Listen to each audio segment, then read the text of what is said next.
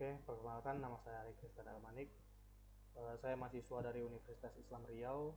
Saya jurusan Teknik Informatika dan saya adalah mahasiswa angkatan 23 dengan NPM 233510771. Adapun video ini ditujukan untuk melengkapi tugas PBK, yaitu pemrograman berbasis komponen, di mana tugas kali ini yaitu mereview langsung video dari programmer zaman now, yang mana videonya itu tentang JavaScript modul.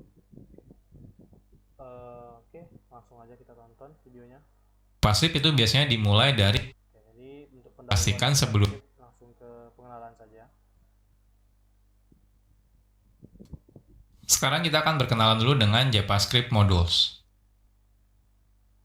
Dahulu, kode program JavaScript itu biasanya dimulai dari kode yang kecil dan juga sedikit biasanya ya. Jadi saat kita membuat kode program ya, biasanya ya dimulai dari kodenya yang sedikit dulu.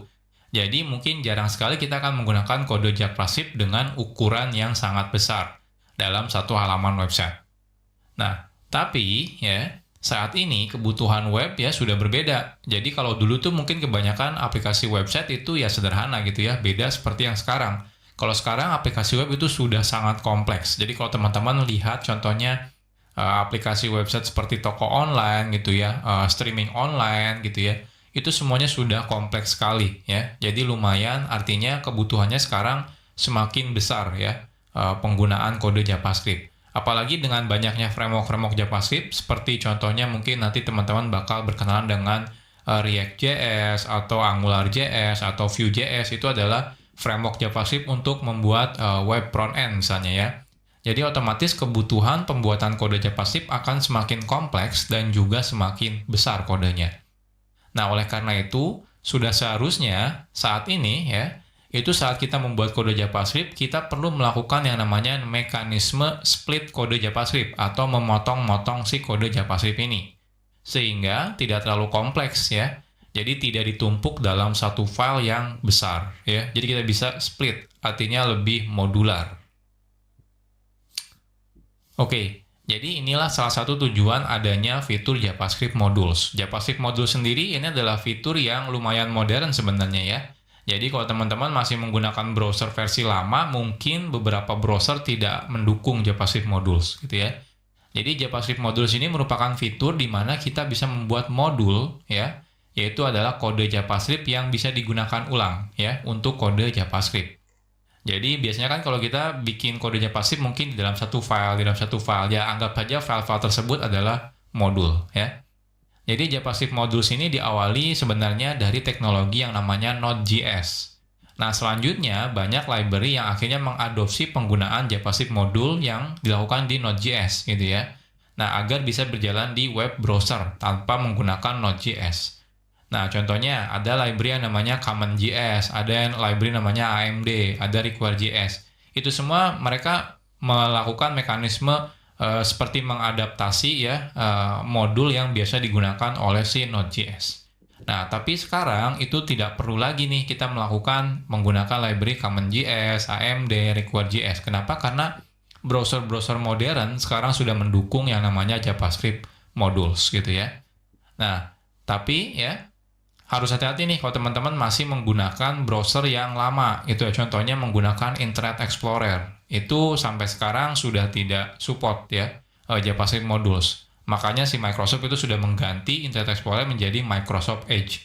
Kalau Microsoft Edge itu sudah mendukung yang namanya JavaScript modules. Tapi kalau teman-teman masih menggunakan Internet Explorer, maka dia belum mendukung tentang JavaScript modules. Nah, jadi secara garis besar, ada dua kata kunci yang biasa digunakan dalam JavaScript modules, yaitu kata kuncinya adalah import dan juga export. Nanti untuk lebih detailnya kita akan bahas di chapter-chapter tersendiri ya. Jadi, sederhananya adalah import itu merupakan kata kunci yang digunakan untuk mengambil sesuatu dari JavaScript modul. Ya. Nah, sedangkan export itu digunakan sebagai kata kunci yang digunakan untuk memberitahu kalau di dalam modul ini bagian mana yang ingin kita expose keluar, sehingga bisa diimport dari luar modul. Jadi kurang lebih seperti ini ya JavaScript modul. Nah, tenang aja kalau teman-teman masih bingung, nanti tiap chapter kita akan bahas lebih detail gitu ya. Jadi dari mulai pertama nanti kita akan coba bandingkan ya, perbedaannya tanpa modul dan menggunakan modul sampai bagaimana cara menggunakan JavaScript modules.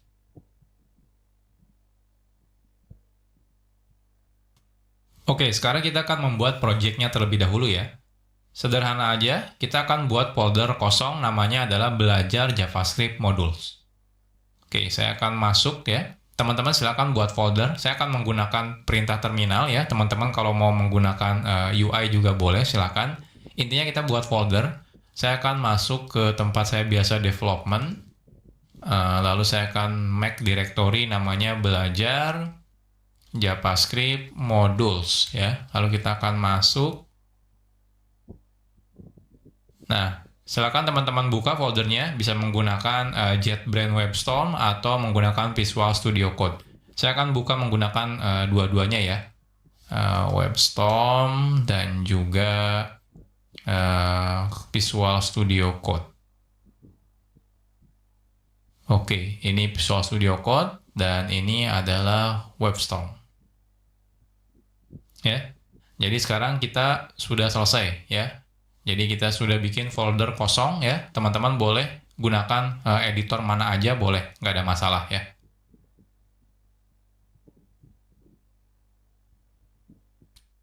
Oke, sekarang kita akan bahas tentang live server. Saat kita menggunakan fitur yang namanya JavaScript module, itu sangat disarankan teman-teman menjalankan kode JavaScript-nya di dalam web server. Jadi artinya tidak langsung dari file teman-teman buka menggunakan web browser, jangan ya. Kenapa? Karena beberapa mungkin tidak akan jalan kalau teman-teman bukanya langsung dari file. Jadi teman-teman harus beneran running dalam mode web server. Nah, hal ini karena spesifikasi dari JavaScript module meminta secara default kode JavaScript perlu di satu domain server yang sama. Jadi kalau teman-teman misalnya membuka file HTML-nya menggunakan URL file _// di depannya gitu ya, maka dikhawatirkan akan terjadi error yang namanya CORS atau singkatan dari Cross Origin Resource Sharing gitu ya. Jadi pastikan teman-teman nanti menggunakan web server. Nah, di sini kita akan coba menggunakan web server ya. Dan tapi web servernya itu sangat gampang digunakannya gitu ya. Jadi teman-teman tidak perlu menginstal aplikasi tambahan seperti misalnya Nginx atau misalnya Apache HTTPD, itu nggak perlu gitu ya. Sudah ada plugin bawaan dari Visual Studio Code atau juga JetBrains ya, itu sudah ada. Jadi teman-teman tidak perlu menginstal secara manual. Oke, kita mulai dari yang pertama. Jadi yang pertama itu kalau teman-teman menggunakan Visual Studio Code ya, teman-teman bisa install plugin namanya adalah Live Server. Jadi plugin ini nanti bisa digunakan untuk menjalankan local web server ya. Jadi lebih gampang nih kalau teman-teman menggunakan plugin ini ya. Jadi plugin live server ini bisa digunakan untuk menjalankan local web server, sehingga saat teman-teman nanti mengakses kode JavaScript-nya, kita bisa menggunakan domain localhost ya. Atau misalnya 127.0.0.1. Oke, jadi ini pluginnya. Kalau teman-teman lihat di sini, silakan diinstal ya. Jadi kalau di Visual Studio Code-nya, teman-teman masuk ke bagian extension, cari langsung live server. Nah, di sini live server ya, kebetulan saya sudah menginstalnya. Kalau teman-teman sudah install, di pojok kanan bawah ini ada tombol Go Live.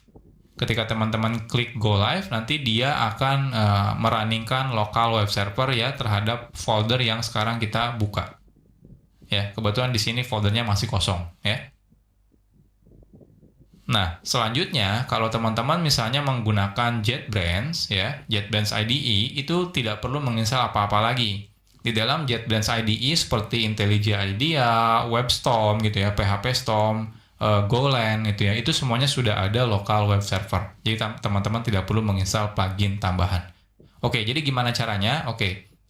Jadi sekarang saya akan coba buat file HTML di sini ya. File HTML-nya isinya misalnya index. Jadi index HTML. Di sini misalnya belajar JavaScript modules. Oke, saya perbesar. Nah, seperti ini ya. Saya save. Nah, di Visual Studio Code juga sudah ada nih index.html. Ini saya perbesar dulu. Oke. Setelah ini teman-teman kalau di Visual Studio Code dulu ya, kita klik yang tombol Go Live ini. Ketika saya klik, Nah, lihat dia otomatis membuka browser. Browsernya ini langsung buka 127.0.0.1 di portnya 5500. Ini udah otomatis jalan menggunakan local web server ya. Nah, bahkan dia bisa auto reload. Jadi kalau teman-teman di sini edit gitu ya, saya tambahkan H1 misalnya, belajar JavaScript modul, saya save ya. Nah, lihat dia langsung reload, berubah ya. Perubahannya langsung kelihatan di sini. Jadi ini enaknya kalau menggunakan live server. Nah, kalau teman-teman menggunakan WebStorm, itu ketika teman-teman buka file HTML, nah di pojok kanan atas di sini ada tombol untuk menjalankan dalam mode live server. Jadi cukup klik misalnya Google Chrome ya. Ketika saya klik Google Chrome di sini, nah dia akan buka Google Chrome. Agak berbeda. Contohnya di sini hostnya menggunakan localhost, portnya 63342, mungkin berbeda ya. Dia biasanya random, beda seperti yang di Visual Studio Code, dia portnya 5500. Kalau yang di JetBrains, dia random biasanya. Lalu di sini diikuti dengan nama foldernya biasanya. Kalau di sini enggak, ya enggak ada nama foldernya. Tapi kalau di sini ada nama foldernya. Tapi dia tetap ada hot reload-nya ya. Jadi kalau teman-teman ubah, di sini saya ubah 2 baris, saya save, saya buka browser, nah lihat, dia otomatis hot reload ya. Jadi langsung ke reload seperti ini ya. Jadi ini mulai sekarang, jadi saya tidak akan menjelaskan lagi ya. Jadi saya pastikan kalau teman-teman nanti menggunakan belajarnya ya di JavaScript modul ini, pastikan selalu menggunakan local web server. Jadi saya ajarkan live server, kenapa? Karena ini yang paling mudah. Teman-teman tidak perlu menginstal aplikasi tambahan.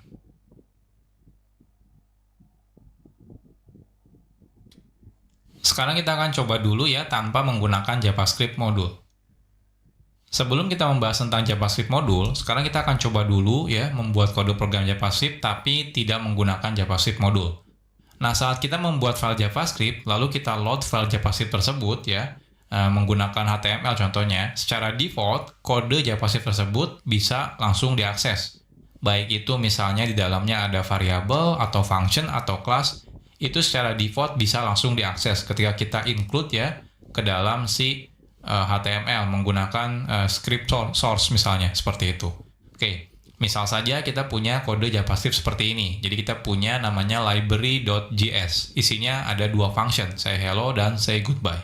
Oke, kita akan coba. Jadi di sini saya akan buat satu folder ya. Nama foldernya adalah scripts. Nah, di sini kita akan buat JavaScript file namanya library. Jadi kita akan buat function yang namanya say hello, name,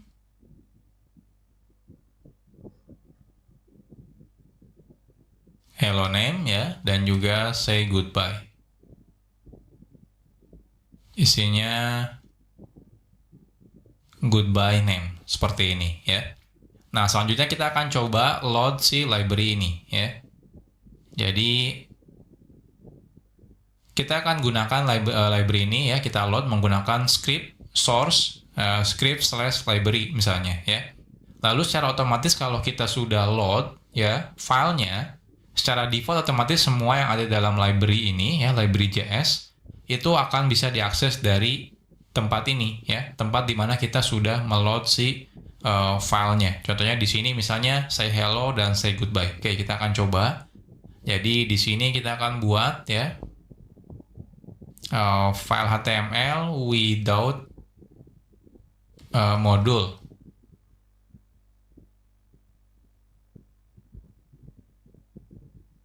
Oke, jadi di sini kita buat dulu script. Source-nya kita ambil scripts/library.js ya. Lalu di sini kita say hello, misalnya echo, say goodbye, echo. Seperti ini ya. Nah, kita lihat apa yang terjadi. Inspect. Nah, hasilnya di konsol kelihatan nih. Saya perbesar dulu. Nah, lihat ya. Ada hello echo dan goodbye echo. Artinya apa? Artinya secara default saat kita load ya sebuah file JavaScript, itu otomatis bisa langsung digunakan apapun yang ada di dalam kode JavaScript ini. Entah itu function di sini, teman-teman bikin variabel contohnya misalnya ya, bikin variabel name sama dengan contohnya echo seperti ini ya. Lalu di sini kita akan coba console.info name seperti ini. Nah, lihat di sini keluar ya echo ya. Artinya apa? Artinya name ini bisa, walaupun di sini tidak ada variabel name, tapi karena dia ada di library JS, jadi otomatis dia bisa digunakan. Ini behavior default ya kalau kita meload file JavaScript. Jadi semuanya bisa diakses. Ini kadang-kadang agak sedikit berbahaya, apalagi kalau kita meload misalnya beberapa library JavaScript gitu ya, beberapa file JavaScript, ternyata ada beberapa function yang sama atau juga nama variabel yang sama. Otomatis akan terjadi bentrok. Ya. Nah, salah satunya inilah kenapa kita butuh yang namanya JavaScript modules.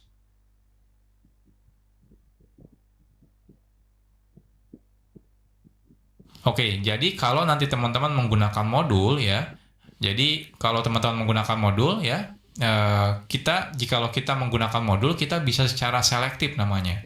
Jadi milih-milih gitu ya. Jadi bagian kode mana yang akan diekspos keluar. Kalau tadi tanpa menggunakan modul, teman-teman langsung include menggunakan source JavaScript biasa, itu semuanya yang ada di dalam file JavaScript tersebut otomatis diekspos gitu ya. Nah, ini agak sedikit berbahaya. Tapi kalau nanti teman-teman menggunakan modul, teman-teman bisa pilih bagian mana, function mana, variabel mana, kelas mana yang ingin diekspos keluar. Karena mungkin beberapa variabel tidak mau diekspos keluar misalnya, seperti itu ya. Nah, secara default, kode yang kita buat menggunakan JavaScript modul tidak bisa digunakan dari luar file atau dari luar modul, kecuali memang kita meminta untuk mengeksposnya keluar. Jadi, kalau yang JavaScript biasa itu ya, by default semuanya diekspos. Nah, kebalikannya dengan JavaScript modul. Kalau JavaScript modul, semuanya justru tidak diekspos. Jadi, ketika kita pengen mengekspos, justru kita harus menyebutkan mana yang ingin diekspos keluar.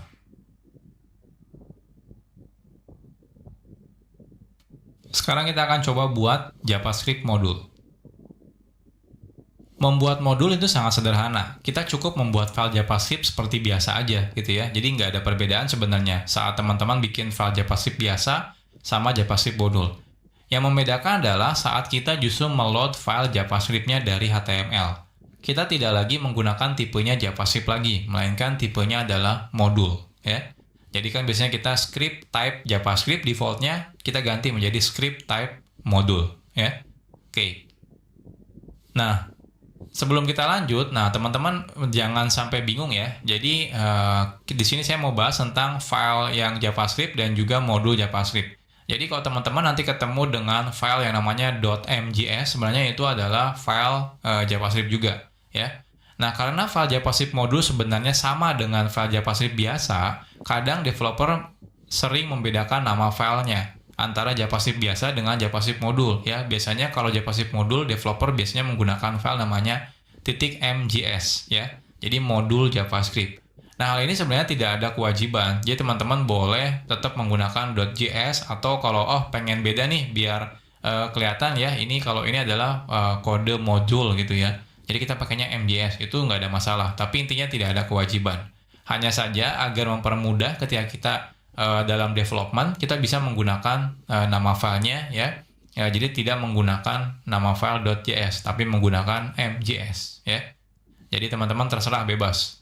Nah, tapi pada kelas ini kita akan tetap menggunakan filenya .js ya. Ya biar tidak bingung aja gitu ya, terutama buat pemula loh. Kok ini filenya .mjs gitu ya. Nah, tapi nanti kalau teman-teman sudah mengerti tentang modul JavaScript, nanti kalau teman-teman suatu saat melihat project orang lain, extensionnya berbeda, misalnya pakainya .mjs itu tidak ada masalah gitu ya. Jadi entah itu mau menggunakan .js atau .mjs itu tidak ada masalah ya. Isinya sebenarnya kodenya JavaScript juga, cuma seperti memberitahu aja kalau JavaScript ini isinya adalah modul. Oke, kita akan buat lagi file yang sama seperti yang sebelumnya, cuma bedanya namanya filenya adalah CJS. Isinya apa? Isinya sama persis, tidak ada perbedaannya. Jadi lebih baik kita copy paste saja ya. Jadi dari library JS ini kita akan copy paste di sini menjadi CJS ya. Nah, ini CJS ya. Jadi teman-teman punya say hello dan say goodbye. Nah, lantas sekarang pertanyaannya apa bedanya tanpa menggunakan JavaScript modul dengan menggunakan JavaScript modul? Jadi yang membedakan adalah cara kita meload JavaScript modulnya, ya. Jadi caranya teman-teman tambahkan modul di sini.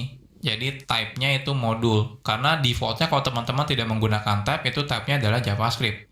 Nah, kita ganti type-nya menjadi modul. Jadi perbedaannya cuma itu saja sebenarnya. Nah, sekarang kita akan coba. Jadi di sini saya akan buat file baru namanya with module ya. With module. Lalu di sini saya akan copy paste yang dari with.module ya. Nah, yang membedakan adalah di sini berarti ini ada yang error sepertinya. Oh, kode bodinya. Lalu di sini type-nya yaitu adalah modul seperti ini ya. Jadi bedanya cuma itu saja sebenarnya ya. Nah, sekarang kita coba running. Oke, harusnya jangan ke sini, bentar. Running. Inspect, kita lihat. Nah, di sini error. Errornya kalau teman-teman perhatikan adalah say hello is not defined. Jadi ketika kita manggil say hello, ternyata loh kok di sini dibilang tidak didefinisikan. Jadi artinya apa? Artinya say hello itu tidak ada loh. Tapi kan kita ada nih di library JS. Oke, salah ya. Ini say.js. Saya save tetap error sih. Tapi kan ada ya di say.js. Ini ada say hello dan di sini ada say goodbye. Pertanyaannya kenapa? Kenapa error ya? Oke, kita lihat lagi ke slide. Jadi nanti teman-teman pasti bakal mengalami seperti ini ya. Jadi hasilnya adalah JavaScript modulnya pasti error nih ketika teman-teman manggil say hello. Pertanyaannya kenapa bisa error? Jadi secara default di awal-awal tadi sudah saya jelaskan sebenarnya. Saat kita menggunakan fitur JavaScript modul, semua kode yang ada dalam JavaScript modul, entah itu function, variabel, kelas, dan yang lain-lain tidak diekspos keluar modul tersebut. Artinya tidak bisa digunakan dari luar modul. Jadi cuma bisa di dalam file itu saja atau modul itu saja. Nah, kalau kita ingin mengakses modul tersebut ya, jadi teman-teman tanya, oh saya pengen deh yang function say hello sama say goodbye pengen diekspos keluar. Nah, kita harus memberitahunya secara eksplisit. Jadi caranya adalah menggunakan kata kunci export yang akan kita bahas di chapter selanjutnya.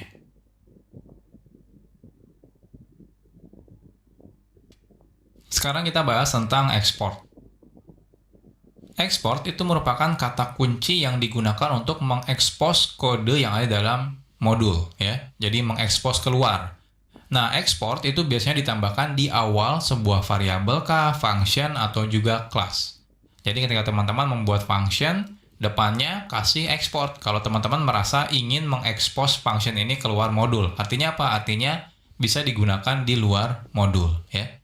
Oke, contohnya yang sebelumnya, contohnya kita punya yang say hello dan say goodbye. Jadi kalau teman-teman merasa oke, function ini ingin saya expose keluar, teman-teman cukup gunakan kata kunci export di depannya. Jadi export function, nama functionnya. Jadi seperti biasa, coba bedanya tambahkan export. Nah, defaultnya kalau teman-teman tidak tambahkan export, maka dia tidak diekspos keluar. Ya, makanya di awal tadi kita ketika manggil say hello itu error. Kenapa? Ya karena tidak diekspos keluar. Oke, sekarang kita akan coba expose ya. Jadi yang say hello-nya ini kita akan coba tambahkan export ya. Lalu say goodbye-nya kita tambahkan export juga. Artinya yang say hello dan say goodbye sudah di-export ya. Jadi sudah di-expose keluar. Nah, di sini harapannya adalah say hello dan say goodbye-nya itu jalan. Nah, kita coba refresh. Oke, ternyata masih tetap error nih. Say hello-nya tetap is not defined. Nah, kenapa ini? Padahal kita sudah export ya. Harusnya kalau error ya harusnya di sini yang error karena name-nya belum didefinisikan. Tapi say hello dan say goodbye harusnya sudah diekspor ya. Ini kan sudah diekspor, ini sudah diekspor. Cuma kalau ini tidak diekspor. Oke, kenapa ini bermasalah? Masih tetap bermasalah. Kita akan bahas di chapter selanjutnya.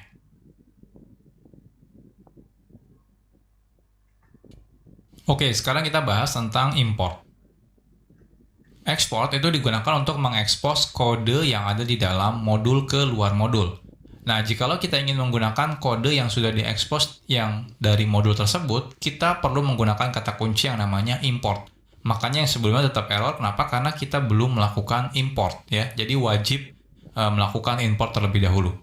Nah, cara menggunakan kata kunci import ini sederhana. Caranya seperti berikut. Jadi cukup gunakan kata kunci import. Kalau cuma satu, teman-teman bisa langsung sebutkan nama yang akan diimportnya, misalnya nama functionnya, nama variabelnya, atau nama kelasnya. Kalau lebih dari satu, teman-teman bisa gunakan kurung kurawal. Kurung kurawal yang pertama apa, yang kedua apa, yang ketiga apa, dan seterusnya ya. Gunakan koma pemisahnya. Lalu kurung kurawal tutup, prom. Lalu di sini silakan sebutkan nama filenya, ya, nama file modulnya dari mana. Nah, modul hanya bisa digunakan di modul lain.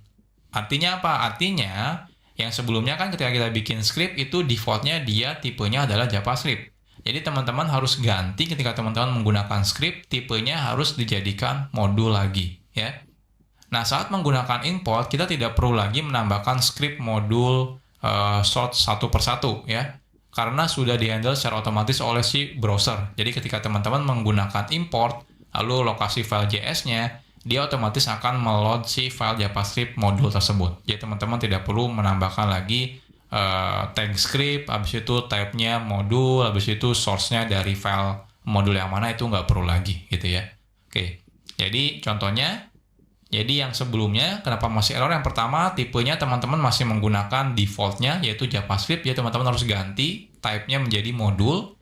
Lalu di sini cara importnya adalah import ya, say hello, say goodbye, from. Nah ini titik itu berarti relatif ke file sekarang. Habis itu titik slash script, ada folder script, lalu slash say js ya. Oke, kita akan coba.